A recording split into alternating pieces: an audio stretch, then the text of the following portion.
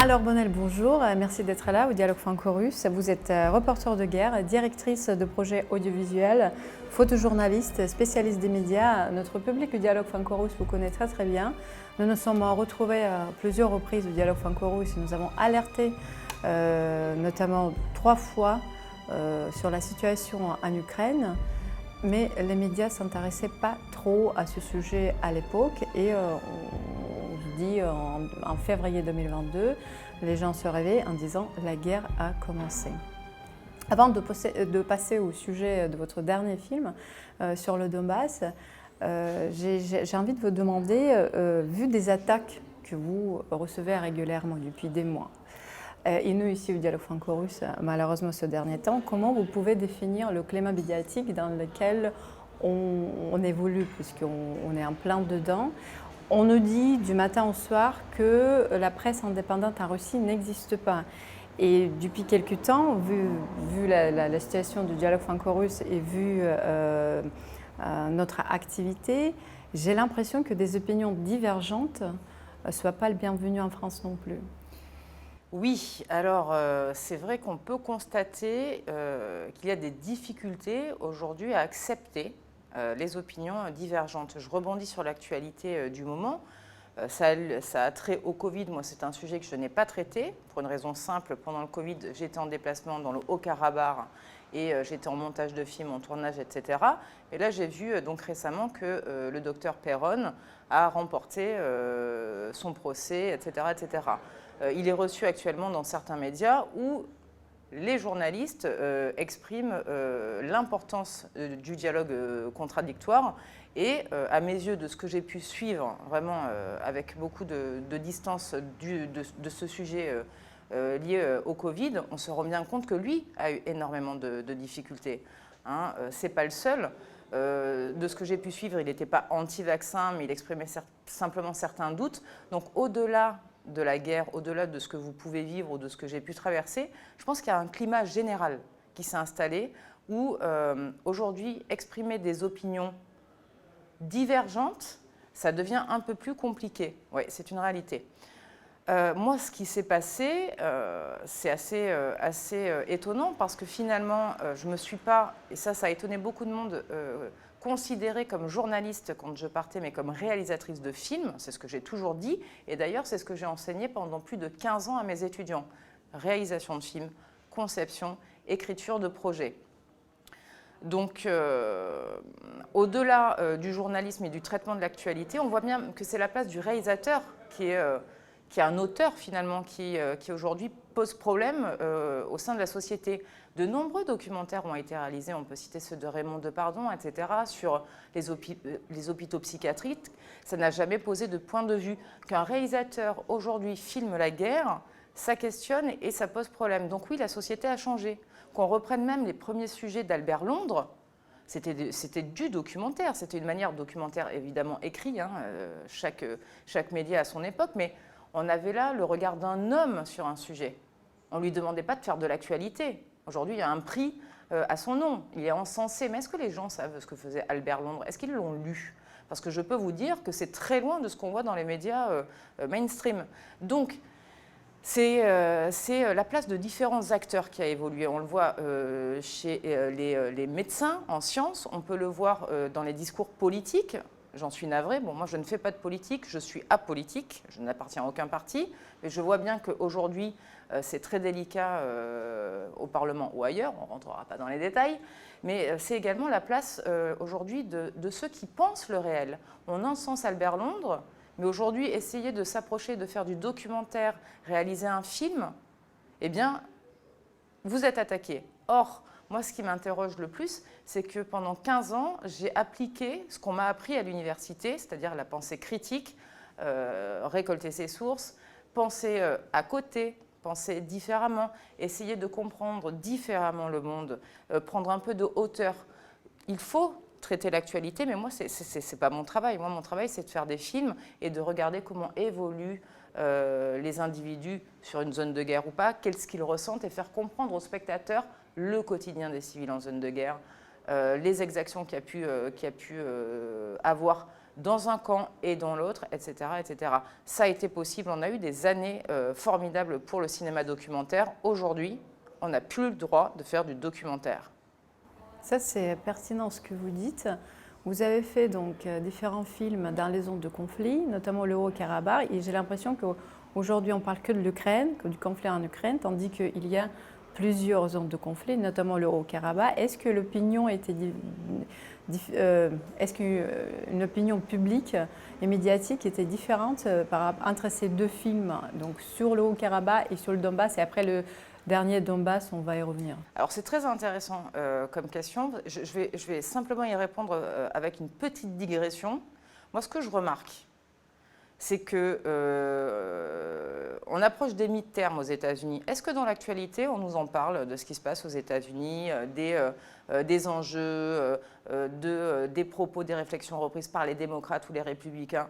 On se rend compte finalement que dans les médias ou dans les journaux télévisés, on n'a aucune information sur ce qui est en train de se passer aux États-Unis. Vous voyez, donc en fait, il y a des sujets au-delà des conflits. Hein, il y a environ 200 guerres par an, hein, voilà, 200 conflits. Au-delà des conflits, il y a même des sujets centraux qui ne sont pas traités. Parce qu'on n'a pas le temps, parce qu'on se dit que ça ne va pas faire d'audimat, parce que ça ne va pas intéresser. Or, la politique américaine a une influence énorme sur l'Union européenne. On n'a aucune information. À part quelques fils Twitter et la presse écrite, que très peu de gens lisent, hein, il faut quand même le reconnaître. Moi, j'en suis navrée, mais enfin, qui lit aujourd'hui les journaux? Pas grand monde. Qui nous parle de ce qui se passe aux États-Unis? Qui nous parle véritablement de ce qui se passe en Chine actuellement, etc. Or, ce sont des zones qui ont une influence indéniable sur nos pays et on n'en parle pas. Donc oui, pour répondre à votre question, il y a énormément de conflits dont on ne parle pas. Alors, en journalisme, on a l'habitude de dire qu'on ne parle que de ce qui est proche pour créer de l'empathie chez le spectateur. En gros, on ne va pas vous parler de ce qui se passe en Afrique parce que les gens s'en foutent, puis on ne va pas vous parler de ce qui se passe au Yémen, on ne va pas trop vous raviver la mémoire sur ce qui s'est passé en Irak, en Afghanistan, etc., parce que finalement, c'est un peu loin de chez vous, ils n'ont pas la même couleur de peau, donc, hein, excusez-moi, je suis un peu radicale, mais c'est ce qu'on apprend parfois à des étudiants, leur dire, bon, ben, la proximité, ça crée du lien, donc vous parlez d'abord de ce qui est proche de chez vous. Deuxièmement, quand je suis allée dans le Haut-Karabakh, je n'ai jamais pris de parti pris politique dans ce film. Hein. Comme pour le Donbass, je suis restée du côté des civils. Je suis navrée de le dire, ça risque de choquer beaucoup de personnes, mais je n'ai pas eu d'ennui avec l'Azerbaïdjan ou la Turquie. Hein. On sait tous qu'ils étaient impliqués dans ce conflit. Bon, voilà, c'est un secret pour personne. Je n'ai pas eu de menaces. Je n'ai jamais eu autant de menaces sur un film que sur ce sujet sur l'Ukraine. Ça ne m'est jamais arrivé. Donc il y a des mauvais conflits, il y a de bons conflits. Alors, c'est pas qu'il y a il y a des conflits dont on vous parlera jamais. Jamais. Et il y a, moi je pense que c'est plutôt des sphères d'influence ou d'ONG aujourd'hui qui sont plus présentes et qui vous mettent plus la pression que d'autres. Comment on explique que je puisse être menacée sur les réseaux sociaux, que j'ai été traitée de tous les noms, menaces de mort, on va t'égorger, etc. Et que je n'ai pas eu ce problème avec mon film sur le Haut-Karabakh qui est d'une violence inouïe. Inouïe. C'est-à-dire, moi je pars du principe qu'il y avait encore le dialogue possible avec les internautes sur le Haut-Karabakh. C'était constructif. Il y avait du débat, alors il était violent, hein, enfin violent intellectuellement. Mais là, je n'ai pas eu droit à du débat, j'ai eu droit à des menaces. Parce que l'émotion dépasse, et il n'y a plus de raison. Je n'ai pas la réponse, mais en tout cas je le constate. Je ne sais pas pourquoi ça se passe comme ça, mais en tout cas je n'ai jamais vécu ça. Mais là, il va falloir que j'attende quelques années pour comprendre pourquoi une telle violence intellectuelle sur ce sujet et aucune violence intellectuelle sur tous les sujets que j'ai pu traiter et dont on ne parle pas. J'ai commencé à bosser en maison de production en développant des projets pour des auteurs, etc., qui étaient parfois très avant-gardistes sur des questions de mœurs, sexualité, etc., qui étaient pas dans l'air du temps, comme on dit. Bon, bah, il n'y avait pas de polémique comme celle que je rencontre aujourd'hui. Là, c'est une déferlante de violence, mais c'est-à-dire, on vous cloue le bec, mais en vous faisant peur. Alors, bon, je ne vais pas faire peur aux internautes ou à qui que ce soit qui regardera ces images. C'est ce que j'ai vécu. Je ne l'ai jamais vécu. C'est une première. Donc, j'essaie de réfléchir à la réception de ce film, à la réception des autres projets, et je suis obligée de reconnaître que c'est incomparable. Incomparable. Et la différence entre le premier film sur le Donbass et le deuxième? Alors, le premier film sur le Donbass a été très bien reçu. Grand paradoxe, il a été diffusé en festival de première catégorie. Ça, pour le public, vous ne savez pas ce que c'est, mais première catégorie, c'est-à-dire c'est les festivals qui sont comparables au festival de Cannes, par exemple. Il a eu des retours presse élogieux, il y a eu du débat. Il a été diffusé sur la demande de certains professeurs au sein de l'Université de Paris 1 la Sorbonne. Moi, je n'ai jamais demandé à ce qu'on le diffuse, ce film. C'est des profs qui sont venus me voir en me demandant de le montrer aux étudiants comme exemple. Alors là, en 2016, pardon, ça s'est très bien passé. En 2022, je devais montrer mes images à mon retour, etc.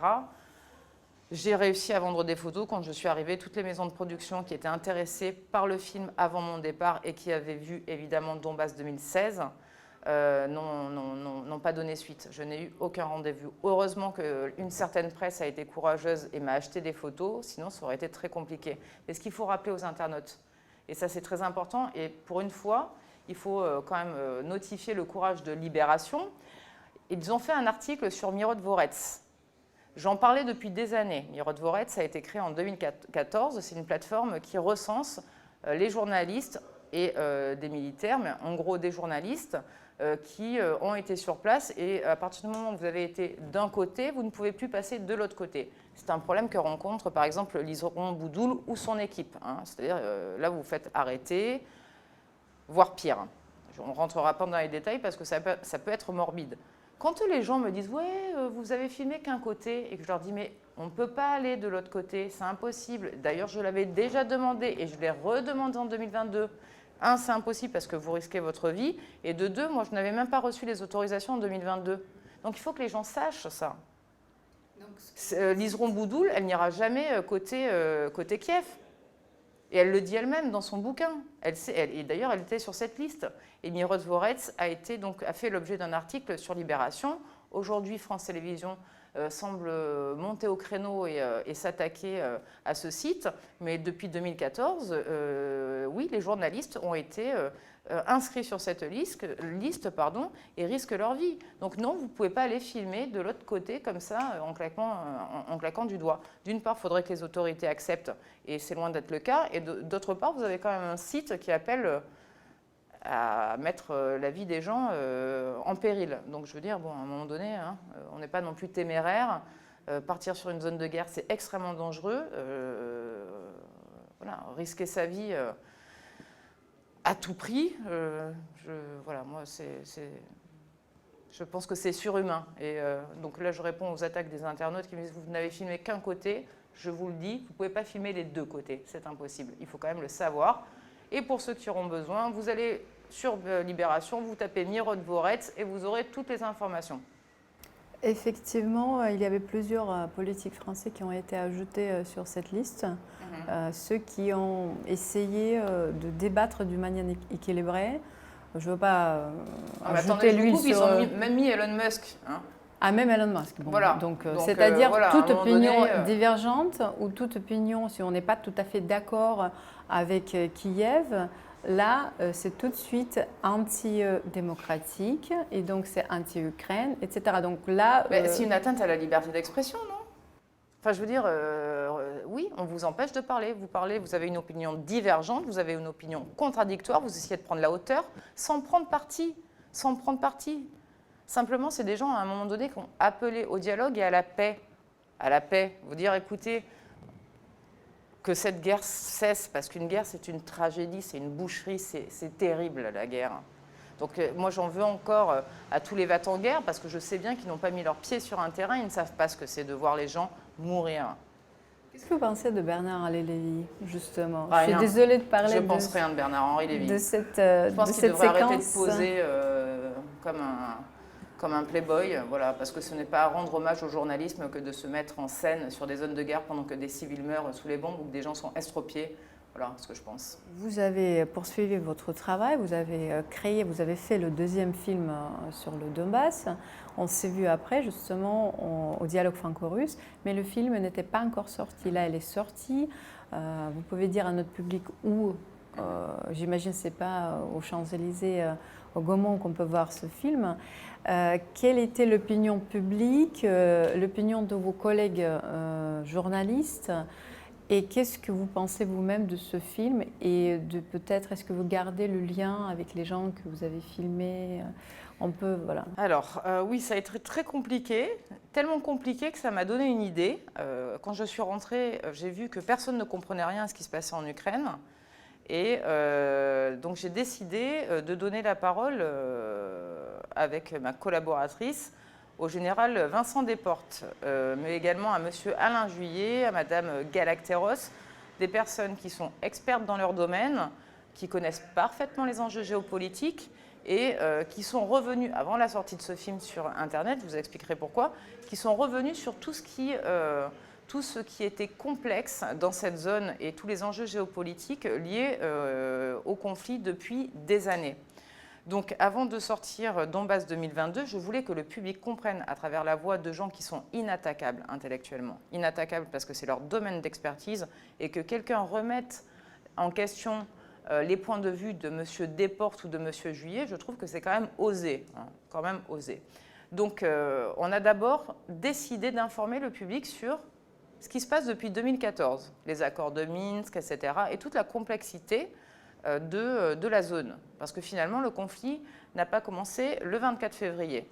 Ça ne légitime en rien ce qui s'est passé le 24 février, ni la démarche de la Russie, mais en tout cas, il y avait de graves problèmes bien avant, et je voulais absolument que le public comprenne, dans un souci d'éclairage, parce que c'est ça le journalisme aussi, c'est éclairer, c'est éduquer, c'est élever, c'est faire comprendre. C'est pas du lobbying, le journalisme. C'est donner des outils pour comprendre le monde.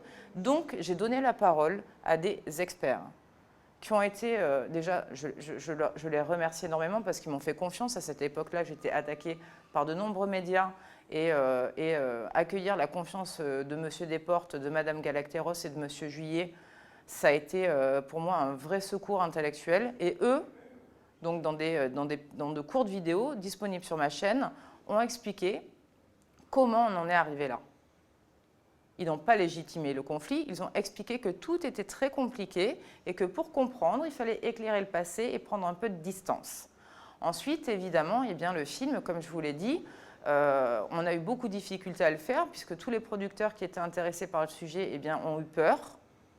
Donc, on a dû le faire toute seule, grâce à une fille formidable, ma collaboratrice, qui est d'un courage inouï. Et après avoir travaillé 1 mois et demi à tout lire sur la question, à écouter M. Desportes, M. Juillet, Mme Galacteros, en relisant Védrine, etc., elle a compris la complexité. Elle m'a dit « Anne-Laure, je te suis, on y va ». Et on a monté le film. On a monté le film à deux. On a tout fait à deux. Hein. Et on a mis ça sur les réseaux sociaux pour que ce soit vu par le plus grand nombre. Alors, on a eu des propositions d'achat par des chaînes, on s'est dit, des chaînes étrangères, hein, on s'est dit non, on ne le vend pas parce que si on le vend, il sera vu qu'une fois, alors que si on l'offre, ça nous semblait tellement important à l'aube d'un conflit dont on ne sait pas comment ça peut se terminer. C'est un cataclysme ce qu'on est en train de vivre, c'est terrible. Donc on s'est dit, ce film-là, on le donne. Et on l'a monté. On l'a mis sur Internet, donc il est sur ma chaîne YouTube, on l'a également tweeté, on l'a mis sur Facebook, on l'a mis sur LinkedIn. Bon, sur LinkedIn, il a été supprimé par LinkedIn. Bon, voilà, on a eu quelques petits... Je pense qu'il y a eu de la délation de la part de certaines personnes. Encore une fois, ce film-là est un film apolitique. C'est le quotidien des civils dans cette zone. Et il reprend quelques éléments liés à 2014. Étudié et filmé par mes confrères, BFM, etc. Bon, voilà, moi, je ne travaille que et par des Occidentaux. Je travaille uniquement avec des sources occidentales, des archives des médias mainstream. Donc, j'ai rééclairé ce qui s'est passé en 2014 et ensuite, on a simplement montré le quotidien des civils, sans jamais faire l'apologie de la guerre, parce que la guerre, je pense que tous ceux qui me suivent peuvent être catégoriques. Depuis mon retour, je ne fais que des appels à la paix et au dialogue. Je suis anti-guerre. Quand vous l'avez vu, la guerre, d'ailleurs, comme la plupart des militaires que j'ai rencontrés, mais vous savez, grand paradoxe, les plus pacifistes, ce sont souvent les militaires, pour la raison simple, c'est qu'eux, ils voient leurs hommes mourir. Et ils savent ce que c'est le prix de la souffrance, le prix du sang, et toute l'horreur que recouvre un combat. Alors quand il faut y aller, ils y vont, mais ils savent aussi que ce n'est pas une blague, la guerre. Comment expliquez-vous que l'Occident continue à armer l'Ukraine? Puisque vous dites que la guerre, on ne connaît pas la guerre. Écoutez, il faut regarder ça un peu avec distance parce qu'il faut quand même rappeler que le reste du monde, et il est vaste, hein, le monde ne s'arrête pas à l'Occident, n'arme pas l'Ukraine. Les sanctions n'ont pas non plus été appliquées par le reste du monde. Alors je ne sais pas pourquoi l'Occident le fait. Je n'ai pas de réponse, ce n'est pas mon métier. Mais je constate simplement que beaucoup de pays dans le monde ne sont pas en adéquation avec la livraison d'armes. Je m'arrêterai là. Je n'ai pas d'explication. Mais je pense que c'est en train d'évoluer, tout doucement. J'ai le sentiment que ça bouge, et j'espère ne pas me tromper, mais moi j'ai le sentiment quand même qu'il y a, quand on voit les déclarations par exemple d'Elon Musk, qui propose des plans de paix, les accords de Minsk, etc., quand on voit même que Madame Royal a demandé que les accords de Minsk soient respectés, on sent quand même qu'il y a un désir de paix qui s'installe petit à petit, qu'il y a des mouvements qui émergent pacifistes. Et on le voit aussi aux États-Unis. Donc il y a une évolution. Et j'espère qu'elle va durer pour le bien de tout le monde. Et vous savez, pour terminer là-dessus, vous me demandiez ce qu'était le journalisme. En tout cas, le journalisme de guerre, ça devrait être du journalisme humaniste. Voilà ce que je pense, humaniste. Merci beaucoup alors pour le temps que vous accordez. J'espère que vous allez continuer votre activité et qu'on va se retrouver peut-être pour d'autres films, pour d'autres thèmes un petit peu plus optimistes. Chers auditeurs du Dialogue franco-russe, merci beaucoup de nous suivre, d'être avec nous. On dépend de vous, de vos cotisations, de votre soutien, de votre confiance. On croit que le dialogue est un outil indispensable pour atteindre la paix et pour continuer le dialogue entre nos pays, entre les sociétés civiles, entre vous tous. Merci d'être avec nous.